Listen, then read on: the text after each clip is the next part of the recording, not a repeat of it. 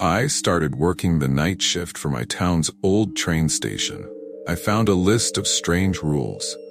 So let me quickly explain before I get into the events that changed my life forever. I'm a 21-year-old male, and just last week, a day after my birthday, I saw an ad online for a night shift security guard position at my town's oldest train station. I've always hated night shifts because, well, you always get the weirdos and drug addicts who just seem to want to hang out, cause trouble, or destroy property. And guess who's left to clean it up by the end of the night? Yep, the night guard. But unfortunately, I needed this job badly. Having a kid and another one on the way tends to get very expensive. Alright, now that you've got the backstory of how I ended up in this mess, let's get to the actual life-altering events that changed me as a person, and how I ended up seeing the world a little differently today. As I walked down the dark, wet stairs leading to the even darker subway below, I came out onto a slightly lit platform with an office at the far end. I proceeded over to the office door and knocked 3 consistent but firm knocks. An older man with rough-looking gray hair hanging in front of his face peered out the office window. He seemed to size me up before opening the door and asking in a raspy voice, "Can I help you?" I took a second to take in the man's appearance before replying, Yes, hi, I'm here for a job interview."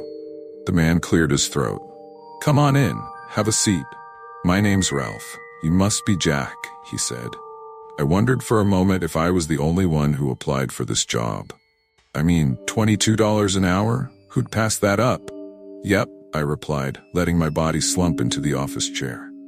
Ralph shuffled through some papers on the tiny desk. "Can you start tonight?" he asked, looking up at me, his hair still falling into his face. I glared at him, slightly irritated. This was a pretty last-minute thing to spring on someone during an interview. Yeah, I guess that'll work," I muttered, my tone slightly annoyed. "Welcome aboard," he said, standing up and extending his hand.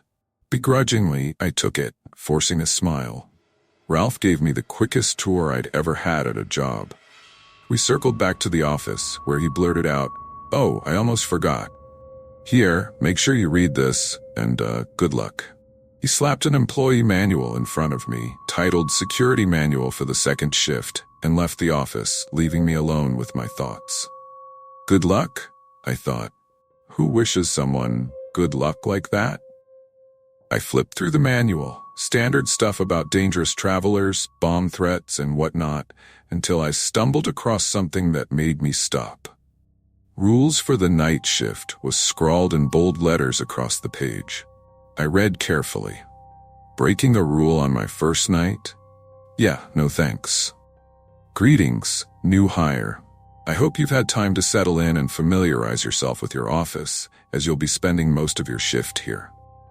Some minor inconveniences may occur during your shift at Redacted Train Company.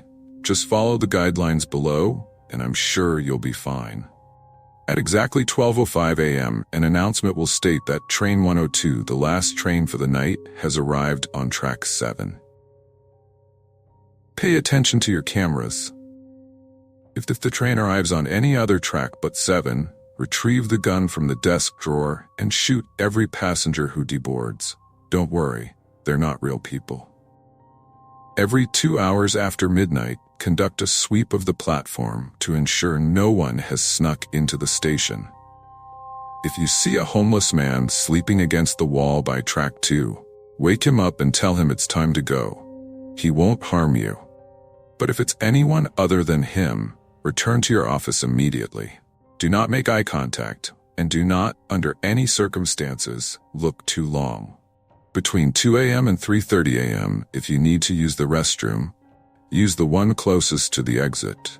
If you mistakenly use the restroom near your office and realize you are not alone, turn around, exit, punch in the code for the time-locked door, and leave the station. Call your manager once outside and he'll handle it. At 4 a.m., a man may approach the guard window asking for help. Close the window, hide under the desk, and ignore him. Trust me, you do not want to help this creature.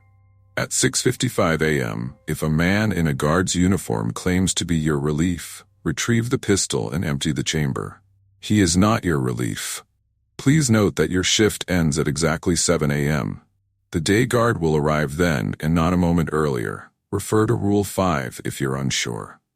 I read the rules over again, maybe 500 times, before any of it started making sense. I get it, I thought to myself. They're trying to prank the new guy. Real funny. I glanced at the clock to my left. It was 12:05 a.m. I nearly jumped out of my seat when the intercom crackled to life. Train 102 now arriving on track 7. All passengers, please deboard. Next stop, Willows Station. End of the line. A shiver ran down my spine. I slowly turned to the camera monitors on my right. There on track 7 was an old steam passenger train. Passengers stepping off onto the rickety platform. I let out a sigh of relief. The train was on the correct track, so no need to kill anyone tonight. Maybe this really was just a prank. The night dragged on, and 2 a.m. came and went without incident. I was getting sleepy when suddenly an urgent need to use the restroom hit me. I glanced at the clock, 3:25 a.m. Reluctantly, I left the office and reached for the bathroom door handle when Rule 3 hit me like a truck. Use the restroom by the exit. Shit, I yelled, turning to head to the opposite side of the station. That's when I heard it. A loud crash, like a bottle breaking. I turned back towards the bathroom adjacent to my office and nearly collapsed. Lying against the wall was a man, unmoving. "Sir?" I called out, shining my flashlight on him. He wore a clean blue suit with black loafers. Then I stopped dead in my tracks. Rule 2 hit me like a punch to the gut. If it's anyone other than the homeless man, return to your office. Do not make eye contact. Sharp teeth emerged from the thing's mouth. I bolted back into the office, slamming the door behind me. From the monitors, I watched as the creature stood up and vanished. What the hell is going on? I thought to myself as I let my back slide down the cold steel of the office door. I quickly glanced at the clock hanging over my desk. 4 a.m., it was time for my second security check of the station's platform. But there was no way in hell I was going back out there, not knowing if that thing was still waiting for me, ready to devour me, or worse. Help me. Is anyone there? I need help. The man's voice snapped me back to reality, the whining call echoing through the empty station. I turned toward the security window but saw nothing. Help me. Hello? Is there anyone there? Anyone at all? The voice grew louder, closer, with each word. I got up, cautiously peering out the window, when suddenly a towering creature met my gaze. My blood froze. Remembering the rules, I slammed the window shut and dove under the desk, my heart pounding in my chest. The voice outside faded into silence, leaving only my ragged breathing. Just when I thought it was safe, the office door creaked open.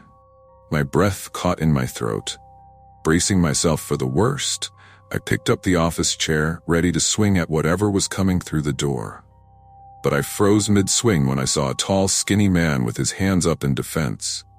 Whoa, I'm Jimmy, the day guard. Please don't kill me," he stammered, looking terrified. I lowered the chair, feeling foolish, and took a glance at the clock. 7 a.m. It really was the day guard. My shift was finally over. I'd survived one night in this hellhole. "I'm sorry, I began, but Jimmy cut me off with a wave of his hand. "No need to apologize, man. It was rough for me my first night, too. Just go home, get some sleep. I'll see you tomorrow," he said, offering me a reassuring smile as he waved me off. I shook my head, still reeling from everything that had happened, and walked past him, out into the daylight. The bright sun greeted me as I stepped onto the street, along with a notification from my bank. $30,000 had been deposited into my account from Redacted Train Company. That was 15 years ago, and I'm happy to say I'm still here and still alive. Goodbye for now.